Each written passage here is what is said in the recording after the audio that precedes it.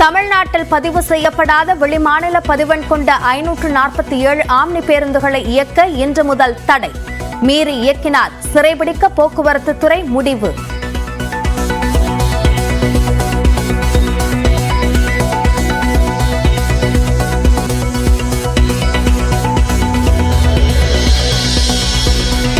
Mini பேருந்துகளுக்கு மீண்டும் அனுமதி வழங்க தமிழ்நாடு அரசு முடிவு. அதிகபட்சமாக 25 கிலோமீட்டர் தூரம் வரை அனுமதி வழங்கப்பட வாய்ப்பு.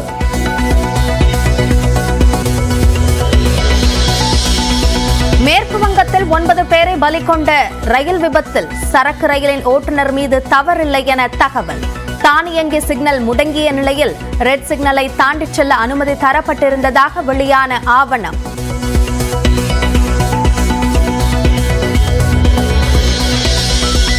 சென்னை அருகே பூந்தமல்லியில் 10 சென்டிமீட்டர் பெய்த மழை.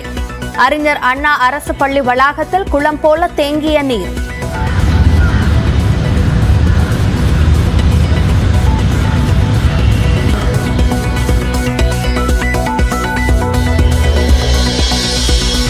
பால் விலையை லிட்டருக்கு 2 ரூபாய் குறைத்த ஆரோக்கியா நிறுவனம். தயிர் விலையும் கிலோவுக்கு 4 ரூபாய் குறைப்பு.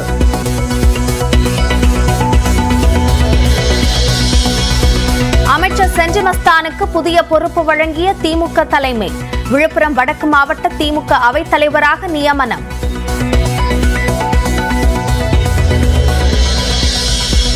அடுத்த மாதம் தாக்கல் செய்யும் பட்ஜெட்டில் வருமான வரியை குறைக்க மத்திய அரசு திட்டம்.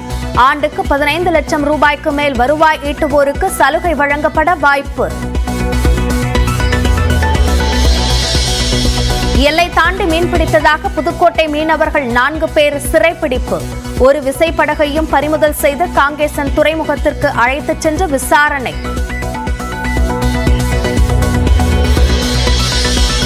வயநாடு எம்பி பதவியை ராஜினாமா செய்கிறார் ராகுல் காந்தி. ரேபரேலி எம்பியாக பதவியேற்பார் என மல்லிகார்ஜுன கார்கே பேட்டி. வயநாடு மக்களவை தொகுதியில் பிரியங்கா காந்தி போட்டியிடுவார் என காங்கிரஸ் அறிவிப்பு. ராகுல் காந்தி இல்லாத குறை தெரியாமல் வயநாடு மக்களை பார்த்துக் கொள்வேன் என பிரியங்கா காந்தி உறுதி. நான் முதல்வன் திட்டத்தில் லண்டனில் பயிற்சி முடித்த மாணவர்கள் முதலமைச்சர் மு க ஸ்டாலினுடன் சந்திப்பு.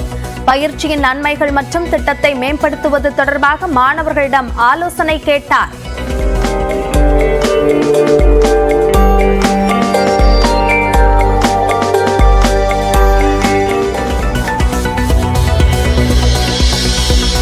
கோவை காந்திபுரம் 100 அடி சாலையில் மூடப்படாத பாதாள சாக்கடை குழியில் விழுந்த பெண் படுகாயம்.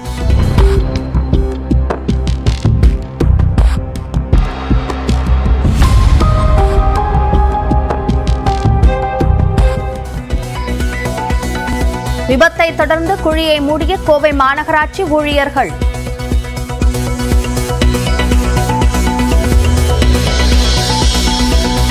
திமுக அரசின் நடவடிக்கைகளால் டெல்டாவில் பாசன பரப்பும் விளைபொருள் உற்பத்தியும் அதிகரிப்பு. காவிரி நீரை பெற அரசு தவறிவிட்டதாக இபிஎஸ் குற்றம் சாட்டிய நிலையில் அமைச்சர் எம்.ஆர். கே. பன்னீர்செல்வம் பதிலடி. இபிஎஸ் தலைமையை ஏற்றால் சசிகலா உள்ளிட்டோரை கட்சியில் சேர்ப்பது பற்றி பரிசீலிக்கப்படும் என அதிமுக முன்னாள் அமைச்சர் கே.சி. வீரமணி கருத்து. அதிமுகவில் இணைவதற்கு வாய்ப்பே இல்லை என டிடிவி தினகரன் திட்டவட்டம். சென்னை திருவொற்றியூரில் பெட்ரோல் பங்க் கம்பம் மீது மோதி இளைஞர் உயிரிழப்பு. கடந்த ஆண்டே விபத்தில் சிக்கி மீண்ட நிலையில் மீண்டும் அதிவேகம் காட்டியதால் பறிபோன உயிர்.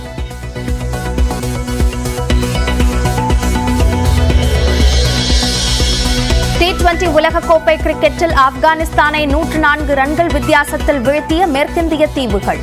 பவுண்டரி சிக்சர்களை பறக்கவிட்டு 98 ரன்கள் குவிந்த நிக்கோலஸ் பூரன் ஆட்டநாயகனாக தேர்வு.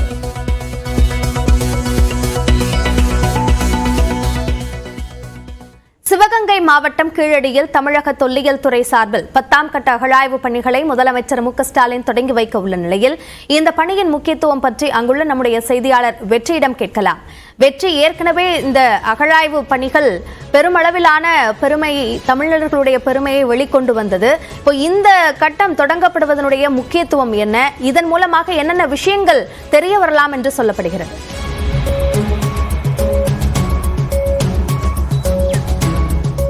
அபிநயா, தமிழ் நாகரிகத்தினுடைய அந்த தொன்மையினுடைய சாட்சியாக இருக்கக்கூடிய கீழடியில் இன்று 10ஆம் கட்ட அகழாய்வு நடைபெறுகிறது. முதல் 2 கட்டங்களில் நடத்தியிருந்த அமர்நாத் ராமகிருஷ்ணன் சொன்னார், இது மொத்தம் 110 ஏக்கர் பரப்பளவில் வெறும் 10 விழுக்காடு ஆய்வு மட்டுமே நாம் மேற்கொண்டிருக்கோம். எனவே முழுமையான ஆய்வை மேற்கொள்ள வேண்டும் என்ற அடிப்படையின் நோக்கத்தில் இந்த அகழாய்வு பணிகளான துவங்குகிறது. இதுவரைக்கும் நடைபெற்ற அந்த 9 கட்ட அகழாய்வுகளில் 2600 ஆண்டுகளுக்கு முன்பே நகர நாகரிகத்தோடு தமிழர்கள் வாழ்ந்ததும் 6ஆம் நூற்றாண்டிலேயே எழுத்தறிவு பெற்றவர்களாக வாழ்ந்ததும் கட்டுமான நுட்பங்களும் படைப்பாற்றல் கொண்டவர்களாகவும் நெசவு, இரும்பு இப்படி பல்வேறு தொழில்களிலும் சிறந்திருந்தவர்களாக சாட்சிகள் கீழடியினுடைய இதுவரைக்குமான அகழாய்வுகள் கிடைக்கப்பட்டிருக்கிறது. இந்த 10ஆம் கட்ட அகழாய்வில் என்ன கிடைக்கும் என்ற எதிர்பார்ப்பு அப்படிங்கறதா இப்போ நமக்கு முன்னிற்கக்கூடிய ஒரு கேள்வி.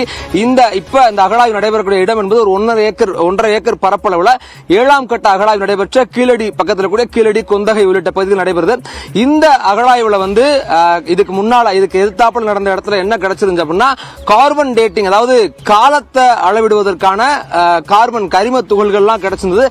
அதனுடைய பக்கத்தில் இது நடக்கக்கூடிய காரணத்தினால இங்கேயும் அதே அளவுக்கான கார்பன் டேட்டிங் மறுபடியும் கிடைக்கலாம். அதாவது ஏற்கனவே 2600 ஆண்டுகள்னு இந்த வயதை, இந்த காலத்தை கணக்கிட்டு இருக்காங்க.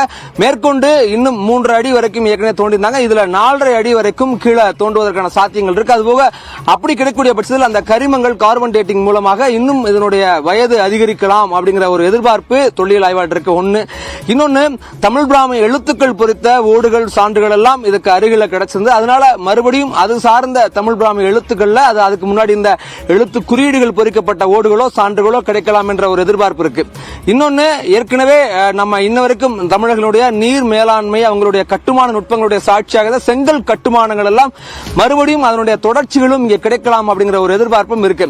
இதுவரைக்கும் 9 கட்ட அகழாய்வுள்ள தமிழர்களை உலகம் முழுக்க எல்லாரையும் மிகப்பெரிய ஆச்சரியங்களை தொடர்ந்து கொடுத்துக்கிட்டு இந்த கீழடி நிலம் இந்த அகழாய்விலும் மிகப்பெரிய புதிய ஆச்சரியங்களை அளிக்கும் அப்படிங்கிற எதிர்பார்ப்பு தொல்லியல் ஆய்வாளர்கள்ட்டையும் மக்கள்கிட்டையும் இருக்கு. அபிநயா, மிகுந்த எதிர்பார்ப்பிற்கு மத்தியில் இந்த 10ஆம் கட்ட அகழாய்வு பணிகள் தொடங்கி வைக்கப்பட இருக்கின்றன. இது குறித்த விரிவான கள விவரங்களுக்கு நன்றி வெற்றி.